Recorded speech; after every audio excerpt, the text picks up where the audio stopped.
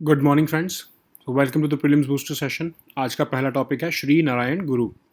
तो पीएम मोदी जो है उन्होंने श्री नारायण गुरु जी जो है उनको उनकी जयंती पर जो है वो ट्रिब्यूट्स पे किए हैं। तो श्री नारायण गुरु कौन थे? वो एक बहुत ग्रेट सेंट थे, स्कॉलर, फिलोसफर, पोएट थे। आपको पता है एजावा कास्ट जो है केरला में, उनके लिए जो है उन्होंने एक तरह से लड़ाई लड़ी थी। कास्ट ऑपरेशन के खिलाफ लड़ाई लड़ी थी। उन्होंने ही ये यूनिवर्सल मैसेज दिया था, one cast one religion and one God. और फिर आगे जो है बाद में सहोदरन अयप्पन जी जो थे उन्होंने जो है ये बाद में वो भी एक सोशल रिफॉर्मर थे, उन्होंने जो है ये स्टेटमेंट दिया था, no caste no religion no god for mankind. तो एनीवे जो श्री नारायण गुरु जी जो थे उन्होंने अरावीपुरम मूवमेंट को स्टार्ट किया था, जिसमें उन्होंने जो है रिलीजियस रिस्ट्रिक्शंस जो एजावा कम्युनिटी के ऊपर जो अपर कास्ट कम्युनिटीज़ ने जो है रिलीजियस रिस्ट्रिक्शंस लगाई थी उनको डिफाई किया था। और शिवा, लॉर्ड शिवा का एक आइडल जो है वो अरावीपुरम में उन्होंने जो है वो कंसिक्रेट किया था। वो अद्वैता फिलॉसफी के जो है वो फॉलोअर थे। अद्वैता फिलॉसफी आपको पता है ना, शंकरा की जो फिलॉसफी है, 9th सेंचुरी की फिलॉसफी, जिसमें कहा जाता है गॉड विद एट्रीब्यूट्स। ठीक है, तो वो फिलॉसफी के वो फॉलोअर थे। और उन्होंने जो थिरुकुराल, जो तमिल वर्क है थिरुकुराल, उसको मलयालम में भी जो है वो ट्रांसलेट किया था। उन्होंने वाइकॉम सत्याग्रह जो था, जो है 1924-25 के आसपास का वाइकॉम सत्याग्रह था, उसको भी उन्होंने अपना सपोर्ट दिया था और महात्मा गांधी से उस टाइम पर वो मिले थे। ठीक है, तो वाइकॉम सत्याग्रह भी आपको पता है कि कास्ट मूवमेंट पे ही था। ठीक है, उस पर वो भी इसलिए जो है श्री नारायण गुरु जी की उसमें पार्टिसिपेशन रही है। ठीक है, so now let us see this topic in English. Shri Narayana Guru. So PM Modi has paid tributes to Shri Narayana Guru ji on his jayanti. He was a great saint, scholar, philosopher, poet, and a social reformer. And he was against the injustice which was meted out to the caste-ridden society in Kerala, especially against Ezava community. And he gave the slogan that of one caste, one religion, and one God.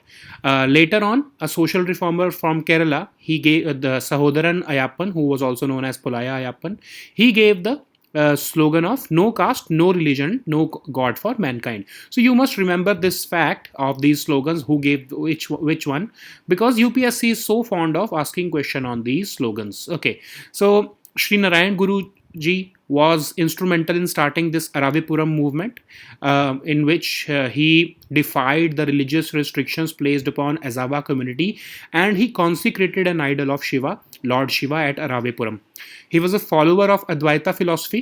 You know that 9th century Advaita philosophy started by Shankara, which was against the prevalent notion of that time, God without attributes. So this Advaita philosophy said no, God is with attributes.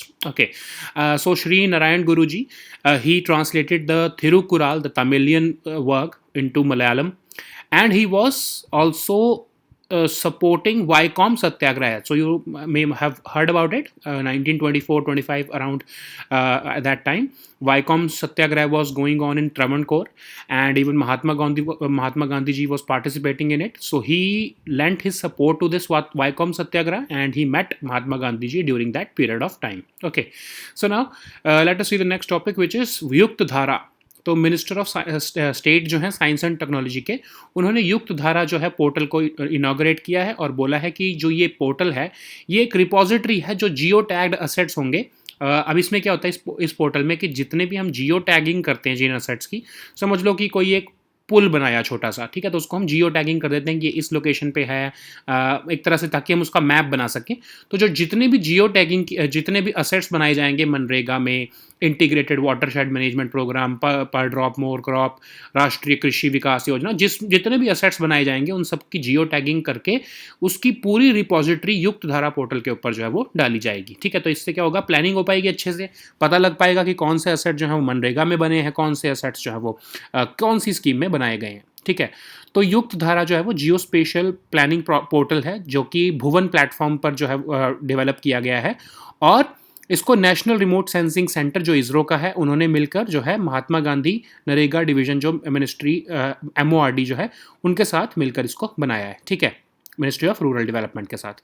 तो ये जो है ग्राम पंचायत की planning के लिए बहुत important tool है। आपको जब पूरी मैपिंग हो जाएगी, आपको जियो टैगिंग हो जाएगी सारे एसेट्स की, तो आप ग्राम पंचायत लेवल तक पर जो है वो प्लानिंग कर पाओगे, ठीक है। तो जियो स्पेशल डेटा जिनको नहीं पता उसको उनको बता देते हैं। जियो स्पेशल डेटा क्या होता है? डेटा एक्वायर्ड थ्रू स्पेस और एरियल प्लेटफॉर्म्स। चाहे आपने स्पेस से वो डेटा को आपने एक्वायर किया हो, चाहे एरियल प्लेटफॉर्म्स, हेलीकॉप्टर या फिर बलून्स, अनमैन्ड एरियल व्हीकल, जो ड्रोन्स के थ्रू आपने डेटा कलेक्ट किया, उन सबको हम जियो स्पेशल डेटा कहते हैं।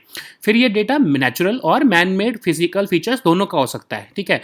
पेड़ों का भी हो सकता है, नेचुरल जैसे होते हैं जो, ठीक है, कि कहाँ पर कौन से पेड़ हैं, कौन सी जो है वो रिवर जो है, फिर या फिर जो ब्रिज जा रहे हैं, या फिर जो आपके कोई फ्लाईओवर बने हैं, उनके उनसे भी रिलेटेड हो सकता है जियो स्पेशल डेटा। जो आपको मैप में देखने को मिलता है वो दोनों नेचुरल और मैन मेड दोनों फिजिकल फीचर्स देखने को मिलते हैं आपको, ठीक है।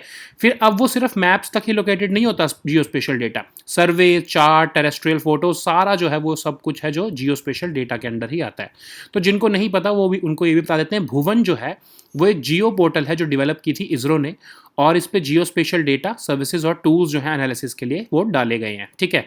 ऐसे ही दो और हैं, वेदास और मॉस्टैक। वेदास जो है वो एक ऑनलाइन जियो प्रोसेसिंग प्लेटफॉर्म है जिसके अंदर ऑप्टिकल, माइक्रोवेव, थर्मल और हाइपर स्पेक्टोरल जो है, हाइपर स्पेक्ट्रल जो है अर्थ ऑब्जर्वेशन डेटा जो है वो डाला जाता है, ताकि एकेडमिशियंस, रिसर्च या फिर प्रॉब्लम सॉल्विंग वाले जो लोग हैं, रिसर्च करते हैं, उनको जो है ये जियो स्पेशल डेटा जो है वो मिल सके।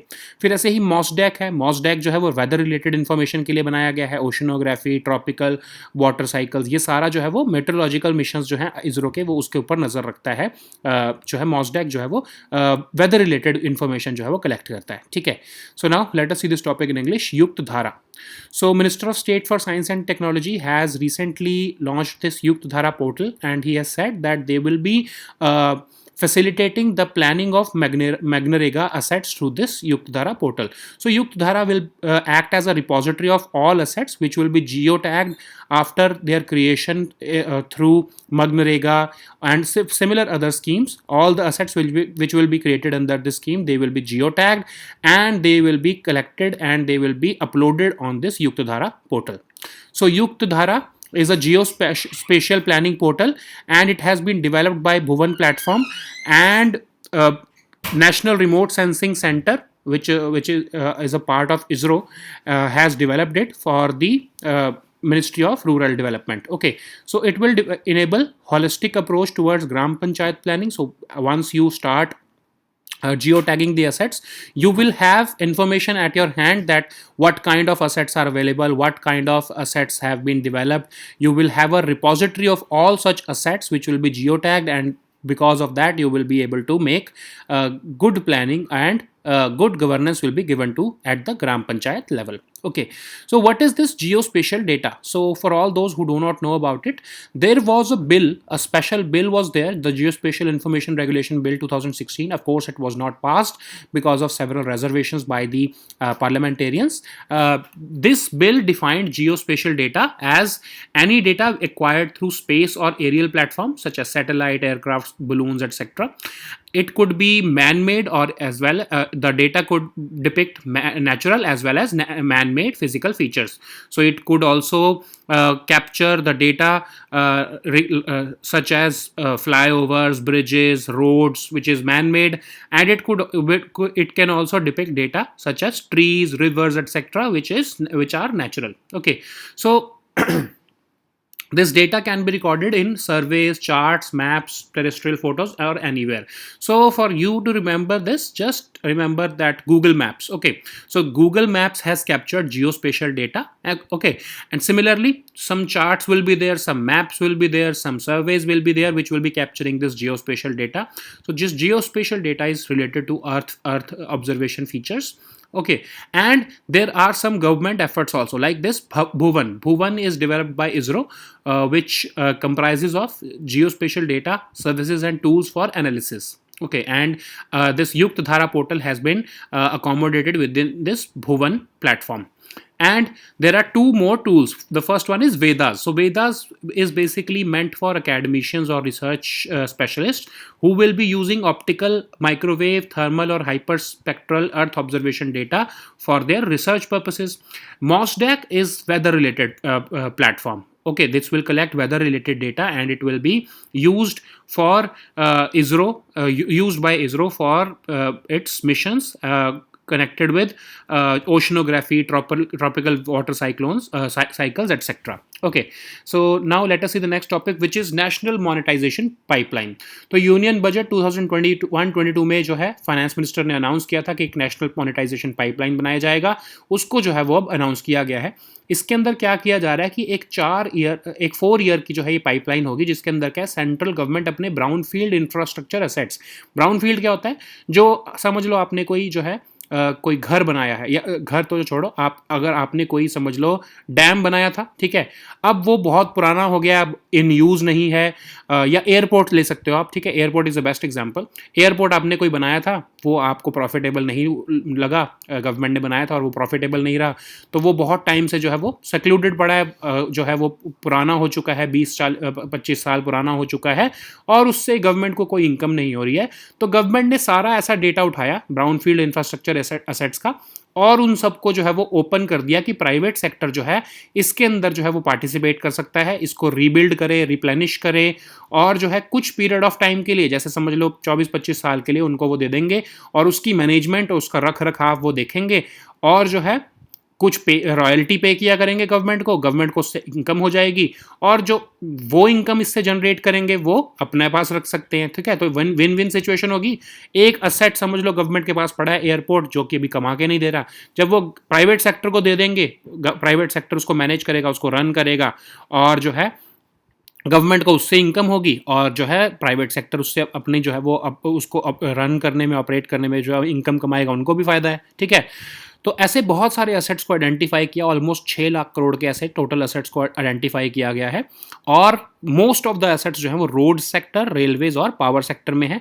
उन असेट्स को ऑफ कोर्स बहुत सारे और भी सेक्टर्स में होंगे, जैसे airports, power transmission line, gas pipelines, shipping, aviation, mineral mining, बहुत सारे और सेक्टर्स में जो है असेट्स को आइडेंटिफाई किया जाएगा, जिसमें प्राइवेट सेक्टर की पार्टिसिपेशन होगी, और वो उसको कुछ टाइम के लिए मैनेज करेंगे, शायद 25 से 30 साल तक के लिए मैनेज करेंगे, यस 25 से 30 साल तक के लिए मैनेज करेंगे.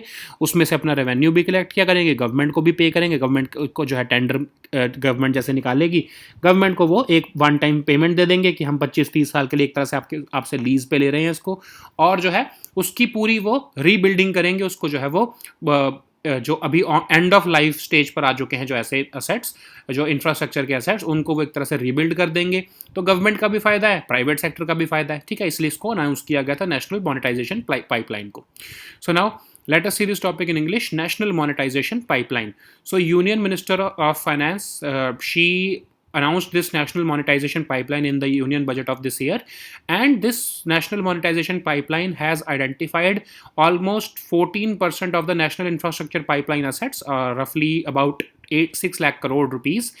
And these assets, which are brownfield infrastructure assets of the government, they will be opened for the private sector participation, so that they can bid for it, and once they will get these assets, or like I was giving you an example of an airport, so just imagine that there is an airport which was not profitable, which was not working well, so it is lying unused, and the government, and it's a brownfield asset because it has already been constructed. So for those who do not know about greenfield and brownfield projects, so greenfield means you are starting from the scratch. Okay, there is space available, there is land available, and you are starting from the scratch, you are building an entirely new airport.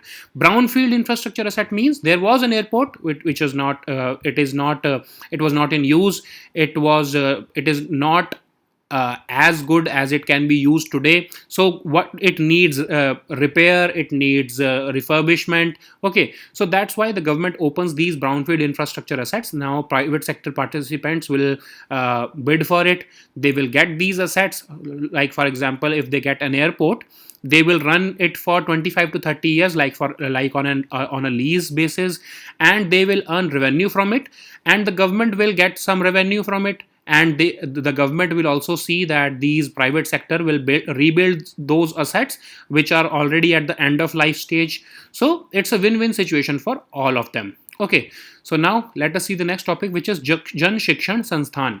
तो जन शिक्षण संस्थान जो है उसी scheme के under जो है high speed internet Kerala के एक नीलंबर जंगल जो है वहाँ पर कुछ हैमलेट्स हैं। हैमलेट्स क्या होते हैं? स्मॉल सेटलमेंट्स, जो मतलब विलेज से थोड़ी छोटी सेटलमेंट्स होती हैं, वहाँ पर जो है हाई स्पीड इंटरनेट जो है वो आ पाया है, ठीक है, वाईफाई टेक्नोलॉजी के थ्रू। तो जन शिक्षण संस्थान क्या है? जो लोग बिल्कुल भी लिटरेट नहीं है, जो या फिर जो बहुत ही मार्जिनली लिटरेट हैं, या फिर जो स्कूल ड्रॉप आउट्स हैं, उनके लिए इस मिशन को निकाला गया था। इनिशियली तो ये एजुकेशन मिनिस्ट्री के अंडर था, उस टाइम पर ह्यूमन रिसोर्स डेवलपमेंट मिनिस्ट्री कहते थे इसको। अब लेकिन जो है ये ministry of skill development and entrepreneurship के अंडर आ गया है जुलाई 2018 से, ठीक है। अब इसके अंदर क्या होता है? बेसिक लेवल करिकुलम या ट्रेनिंग मॉड्यूल्स डेवलप किए जाते हैं, ट्रेनिंग दी जाती है कोर्सेज की उन लोगों को जो कि नॉन लिटरेट, नियो लिटरेट या स्कूल ड्रॉप आउट्स हैं। फिर छोटे छोटे सिंपल से टेस्ट लिए जाते हैं, उनको सर्टिफिकेट दिए जाते हैं। फिर जो है एम्प्लॉयर्स जो हैं ये ढूंढे जाते हैं कि उनको क्या वो जॉब उनको दे सकते हैं या नहीं दे सकते, ठीक है। मतलब वोकेशनल एजुकेशन का ही ये एक तरह से प्रोग्राम है। Okay, so now let us see this topic in English. Jan Shikshan Sansthan. So Jan Shikshan Sansthan has brought high speed internet to several tribal hamlets inside the Nilambar jungle of Kerala using the Wi-Fi technology. So this Jan Shikshan Sansthan was meant to provide vocational skills to non-literate, neo-literates or school dropouts, and by identifying their skills, the government wanted to give them training and curriculum training, so that they can be enriched with vocational skills, so that and they can be joined into the mainstream of the economy, and they will be given employment opportunities. Okay, so initially this scheme was under Ministry of Education, which was then called Ministry of Human Resource Development, but since July 2018 this scheme has been transferred to Ministry of Skill Development and Entrepreneurship. Okay, so now let us see the next topic, which is Kanal, Istanbul. तो Istanbul, आपको पता है कि Istanbul एक ऐसी city है, कुछ लोग जो हैं उसको कंफ्यूज ना करना। Istanbul is not capital of Turkey. Ankara जो है वो कैपिटल ऑफ टर्की है, और अंकारा जो है वो एशिया में पड़ता है, और इस्तांबुल जो है वो यूरोप और इस जो है एशिया दोनों में पड़ता है, ठीक है। तो इस्तांबुल एक ऐसी लोकेशन पर स्टेट जो है वो, आपको पता है ना, टर्की एक ट्रांस कॉन्टिनेंटल कंट्री है। ट्रांस कॉन्टिनेंटल कंट्री क्या होती है? जो कि 2 कॉन्टिनेंट्स में पड़ती है कंट्री। तो जो इस्तांबुल है वो ऐसी सिटी है, वो आधी जो है वो यूरोप में पड़ती है, आधी जो है वो एशिया में पड़ती है। उन दोनों को कनेक्ट करने के लिए बीच में से एक बॉस्फोरस स्ट्रेट जो है, उनके बीच में से एक बॉस्फोरस स्ट्रेट निकलता है, जो कि सी ऑफ मरमरा और ब्लैक सी को कनेक्ट करता है, ठीक है। तो जो कनाल इस्तांबुल है, ये जो है वो प्रेसिडेंट एर्दोगन जो है वो ट्राई कर रहे हैं कि उसी बॉस्फोरस स्ट्रेट के एक पैरेलल, जो यूरोप साइड वाला इस्तांबुल है, ठीक है, वहाँ पर जो है इसको बना दिया जाए। आपको मैं मैप में दिखा देता हूँ, ठीक है। तो ये मैप है, आप ये देखो कि ये है बॉस्फोरस स्ट्रेट, ठीक है। तो ये बॉस्फोरस स्ट्रेट है, और जो है ये यहाँ पर जो बॉस्फोरस स्ट्रेट है, इसमें से जो है वो यहाँ से जो है वो आप ये ब्लैक सी है, और जो है ये सी ऑफ मरमरा है, ठीक है। जो सी ऑफ मरमरा है, इसमें क्या होता है कि यहाँ से जो है बॉस्फोरस स्ट्रेट से जो है वो कोई शिप आ सकता है, और ये सी ऑफ मरमरा तक जा सकता है। इवन सिमिलर टू दैट ये उल्टा भी जा सकते हैं, ठीक है। तो सी ऑफ मरमरा जो है वो एक तरह से यूरोप और एशिया को कनेक्ट कर रहा है। अब जो है ये जो हमारे प्रेसिडेंट ऑफ टर्की जो एर्दोगन जी हैं, उन्होंने क्या प्लान किया है? उन्होंने ये प्लान किया कि यहाँ पर जो ये इस्तांबुल जो यूरोपीय साइड वाला है, यहाँ पर एक और कनाल बना दी जाए, ताकि क्या हो कि इसके एक पैरेलल एक ऑल्टरनेटिव मिल जाएगा, ठीक है। और ये कनाल कौन बनाने को तैयार हो गया है? चाइना। चाइनीज़ इन्वेस्टमेंट्स के थ्रू ये कनाल बनाने को तैयार हो गया है, चाइना इस यहाँ पर बनाना चाह रहा है। और प्रेसिडेंट एर्दोगन का इसमें ऑब्जेक्टिव क्या है? वो चाहते हैं कि अभी एक मॉन्ट्रियक्स कन्वेंशन होता है। मॉन्ट्रियक्स कन्वेंशन कहता है कि जो कनाल्स हैं, जो ये आपकी सी को कनेक्ट करते हैं, या सी राउट्स होते हैं, उसमें जो नॉर्मल शिप होती हैं, जो ट्रेड के लिए होती हैं या आपकी जो है टूरिज्म पर्पस के लिए, वो फ्री पैसेज मिलता है उनको रोका नहीं जा सकता, कोई भी कंट्री उनको नहीं रोक सकती। लेकिन नेवल शिप्स को जो है वो रोक सकते हैं, ठीक है। मॉन्ट्रियक्स जो कन्वेंशन है उसमें नेवल शिप्स जो है वो उनको रोका जा सकता है, ठीक है। तो जो है प्रेसिडेंट एर्दोगन क्या चाहते हैं कि वो नेटो अलाइज को जो है बॉस्फोरस स्ट्रेट से ना जाना पड़े, तो वो उनको एक ऑल्टरनेटिव बना के देना चाह रहे हैं, कनाल इस्तंबुल। ठीक है, तो कनाल इस्तंबुल में क्या होगा कि अगर रशिया के साथ कभी जो है नेटो अलाइज का कोई इशू हुआ, तो अगर उनको ब्लैक सी में एंटर करना पड़ा रशिया से लड़ने के लिए, तो उनको वो ये कनाल इस्तंबुल बनाकर दे रहे हैं। और फिर वो नेटो अलाइज को जो है एक तरह से अपना जो है वो क्योंकि वो भी एक नेटो अलाय है, तो वो अपने आप को जो है वो ये प्रेजेंट करना चाहते हैं कि हम रशिया को कैसे काउंटर बैलेंस कर सकते हैं। ठीक है, so now let us see this topic in English. Canal Istanbul. So, Canal Istanbul is an under construction shipping route which is running parallel to the strategically located Bosphorus Strait. And President Erdogan, he wants to connect this Black Sea and Sea of Marmara. Already, Bosphorus Strait is connecting them, but now he wants to open another route, this Canal Istanbul, and this will serve as a key outlet of for Russian ships entering Mediterranean Sea. Okay, Bosphorus Strait is used by Russian ships which want to enter Mediterranean Sea, but now this Canal Istanbul is being given as a project for NATO allies, so that they can use this Canal Istanbul to enter the Black Sea for their operations against Russia in future if there is any war between Russia and NATO allies. Okay, so this Istanbul Canal Istanbul will be constructed by the investments from Chinese. Okay, so that's also an issue, because that's why it has become controversial, and the people of Turkey are against it because of several other reasons also. Okay, so he is playing some game, and he is involving the Chinese investments. He is balancing out Russia, and he is also balancing out the NATO allies. Okay, and this is a political game which President Tayyip Erdogan is playing. Okay, so now let us see the next topic, which is Malabar naval exercise. तो Malabar naval exercise आपको पता है कि multilateral naval exercise है, जो इस बार जो है ग्वाम आइलैंड, जो ग्वाम जो है वो यूएसए की टेरिटरी है, आपको पता ही है, जो इंडो पैसिफिक रीजन में है, पैसिफिक ओशन के आसपास जो है, जो आपको पता ही है। तो वहाँ पर जो है ये कंडक्ट की जा रही है, और 26 से लेकर जो है 29 अगस्त तक ये मालाबार नेवल एक्सरसाइज कंडक्ट की जाएगी। 1992 से इसको कंडक्ट किया जा रहा है इंडिया और यूएस नेवीज के बीच में।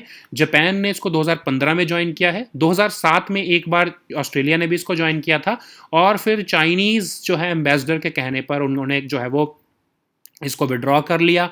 लेकिन लास्ट ईयर जो है वो दोबारा से ऑस्ट्रेलियन नेवी ने इसको ज्वाइन किया है, तो क्वाड इसमें कंप्लीट हो चुका है। ठीक है, तो इस साल भी जो है वो ऑस्ट्रेलियन नेवी इसमें पार्टिसिपेट करेगी, तो क्वाड कंट्री सारी इसके अंदर अब पार्टिसिपेट करने वाली है। ठीक है, सो now let us see this topic in English. Malabar naval exercise. So this Malabar naval exercise is a joint naval exercise between India, US, Japan and Australia. Initially it was started in 1992 as a bilateral exercise between India and US navies. Later on in 2015 Japan joined this exercise, and in 2020 Australia joined it once again. Why I'm saying once again? Because it was a participant in 2007 also. Now this time this exercise will be conducted in Guam, which is an island territory of the USA in the Southeast Asia region, and near the Pacific Ocean. So this exercise will be conducted between 26th to 29th August 2021. So now let us see the next topic which is handlooms.